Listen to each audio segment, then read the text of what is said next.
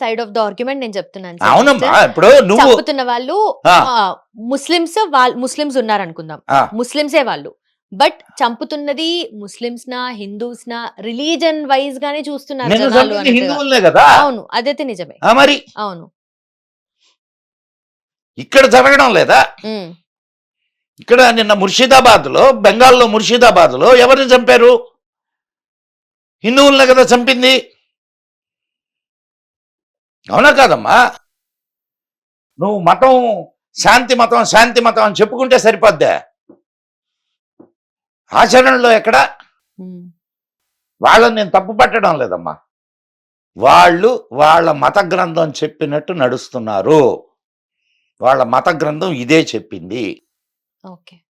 కాబట్టి నువ్వేమి వాళ్ళ వైపు నుంచి మాట్లాడితే లేదు సార్, నేను వాళ్ళతో కూడా నీకు తెలియదు మాట్లాడడం కాబట్టి జరిగింది. వాళ్ళు ఇది చెప్పారు నీకు. నేను ఇప్పుడు నేను ఏది సైడ్స్ తీసుకోను. వాళ్ళు చెప్పింది ఏంటంటే మీలో ఉన్న చెడుని అంతం చేయాలి, అది జిహాద్ చెప్తుంది అని వాళ్ళు చెప్పారు. ఇదో నేను అని ఏదైనా మీరు ఇంటర్ప్రెట్ చేయొచ్చు. ఉమ్, ఉమ్, ఆ? మరి ముస్లిం టెర్రరిస్టులు అందరూ, ఉమ్, ఇస్లామిక్ టెర్రరిస్టులు అందరూ ఆ? నీలో ఉండే చెడుని చంపుతున్నారా, నిన్ను చంపుతున్నారా? ఉమ్. చెప్పమ్మా. మనుషుల్ని ఆ, చంపుతున్నారు మరి end of the day. మరి ఏది కరెక్ట్? ఉమ్, చూడు, నీ నీ ఒక్కటే గుర్తుపెట్టుకోమ్మాయి, నేను మతానికి విరుద్ధంగా మాట్లాడడంలా. భారతదేశంలో హిందువులు మెజారిటీ ఉన్నంత వరకు మాత్రమే ఇక్కడ సెక్యులరిజం ఇవన్నీ ఉమ్, చెల్లుబాటు అవుతాయి. హిందువులు మైనారిటీలు అయినటువంటి మరుక్షణం సెక్యులరిజం లేదు, ఇంకొకటి లేదు, అందరూ నరకబడుతూ పోతారు. ఇది జరుగుతున్న సత్యం, జరిగిన సత్యం. నిన్నగాక మొన్న బంగ్లాదేశ్లో జరిగిందా లేదా? ఉమ్, అక్కడ ఎవరైనా టెర్రరిస్టులు వచ్చి చంపారా? కామన్ పీపుల్ వెళ్ళారు. సందేశ్ ఖల్లీలో ఏం జరిగింది? ఎవరు చంపారు? కామన్ పీపుల్ కదా అక్కడ ఆ, హిందువుల్ని చంపింది. ముర్షిదాబాద్లో కామన్ పీపుల్ కాదు హిందువుల్ని చంపింది. ఉమ్.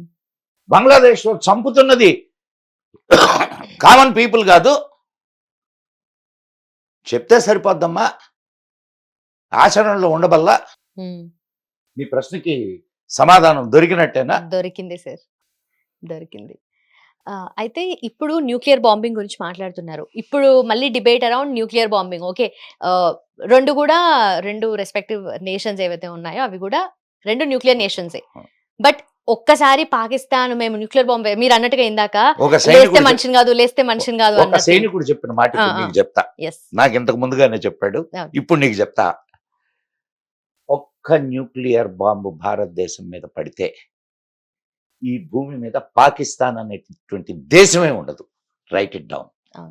మన వాజ్పేయి గారు కూడా ఇదే మాట చెప్పారు ఇంతకు ముందు. సో దాని గురించి మనం అండ్ మోర్ ఓవర్ వాళ్ళ టెక్నాలజీని గురించి మనం భయపడాల్సిన అవసరమే లేదు. ఓకే. ఇంకొకటి, వాళ్లకు ఏవియేషన్ మీద అస్సలు పట్టు లేదు. అక్కడ లేయగానే ఇక్కడి నుంచి కొడతారు మనోళ్ళు. సో అండ్ ఇంకొకటి, వాళ్ళు ఈ న్యూక్లియర్ బాంబులు వాళ్ళు పేల్చిన చోటే అవి పేలొచ్చు. కాబట్టి వాళ్ళ టెక్నాలజీ, వాళ్ళ దీని గురించి మనం ఆలోచించాల్సిన పని లేదు, భయపడాల్సిన పని లేదు. అమ్మ, ఈ టెక్నాలజీలు ఇవన్నీ ఏమి లేనప్పుడు 1971లో 93,000 మంది పాకిస్తాన్ సైనికుల్ని మన వాళ్ళు లొంగ తీసుకున్నారు. అనడం కంటే వాళ్ళు లొంగిపోయారు మనకి. 93,000 మంది 3 సంవత్సరాలు వాళ్ళని ఇంటి అల్లుళ్ళలాగా మేపి మనం తిరిగి అప్పచెప్పాం. సో ఏది ఇంత టెక్నాలజీ లేదు, అప్పుడు ఇంత అమ్యునిషన్ లేదు. అప్పుడే మనం అంత ఇది చేస్తే ఇప్పుడు మనకి ఎంతసేపు అమ్మ పాకిస్తాన్ లేపవతలేయడానికి. కాబట్టి పాకిస్తాన్ గురించి మనం భయపడాల్సిన అవసరం లే. మనం ఆలోచించాల్సింది మన భద్రత. 1971లోనే మన విశాఖపట్నానికి వాళ్ళ సబ్మెరైన్ వచ్చింది. మన వాళ్ళు అటాక్ చేస్తే సబ్మెరైన్ని హ్యాండ్ ఓవర్ చేసుకున్నారు. ఇప్పటికి కూడా నువ్వు విశాఖపట్నం బీచ్ రోడ్డుకి వెళ్తే ఆ సబ్మెరైన్ చూడొచ్చు. కాబట్టి మనకు అంత టెక్నాలజీ లేనప్పుడే అమ్మాయి ఒక్కటే గుర్తుపెట్టుకోమ్మా, మన సైనికులకు అండగా మన దేశం ఉంది. వాళ్ళ సైనికులకి అండగా వాళ్ళ దేశము లేదు, వాళ్ళ సైన్యం కూడా వాళ్ళకు అండగా లేదు. కాబట్టి వాళ్ళు దేశాన్ని నమ్ముకొని వాళ్ళు యుద్ధం చేయరు. నువ్వు ఎందుకు గట్టిగా ఒక్క దెబ్బగా తగిలితే ఎక్కడోళ్ళు అక్కడ పారిపోతారు వాళ్ళు. ఇది ఆ జాతి లక్షణం. మన వాళ్ళు ఒక్క దెబ్బ తగిలితే, మన చైనా విషయంలో ఏం జరిగింది, ఒక్క దెబ్బ తగలంగానే మన వాళ్ళని ఎంతమందిని చంపుతున్నారు, అవునా కాదమ్మా? సో మన వాళ్ళకి తిరగబడే లక్షణం ఉంది, వాళ్లకు పరిగెత్తే లక్షణం ఉంది. కాబట్టి మనం పాకిస్తాన్ గురించి ఆలోచించాల్సిన, కొంత నష్టం జరుగుద్ది,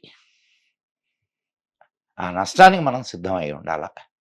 కానీ ఒక శాశ్వత పరిష్కారం కోసం మనం ముందుగా అడుగు వేసేటప్పుడు కొన్నిటిని కొంచెం ఆనా చాహేతో కొంచెం కోనా పడేగా.